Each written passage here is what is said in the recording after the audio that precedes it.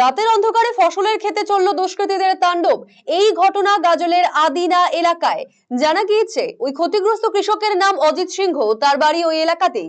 নিশিপুর মৌজায় অন্যের জমি লিজ নিয়ে টমেটো ও বেগুন গাছের চারা লাগিয়েছিলেন, অথচ জমির ফসল ওঠার আগে সোমবার রাতে খেতে হানা দেয় দুষ্কৃতীরা। ধরন্ত গাছের চারা কেটে ফেলে তারা। সকালে জমিতে গেলে ফসলের এই দফা রফা অবস্থা দেখে মুষড়ে পড়েন ওই চাষি। দোষীদের শাস্তির দাবিতে গাজল থানায় লিখিত অভিযোগ দায়ের করেন তিনি। বলছি, আর কি ঘটনাটা ঘটেছে আপনাদের? ঘটেছে বলতে যে আমি হাটে এসেছিলাম, হাট থেকে যে 10টার নাগাদ যে জমিতে দেখি যে আমার অবস্থা এরকম।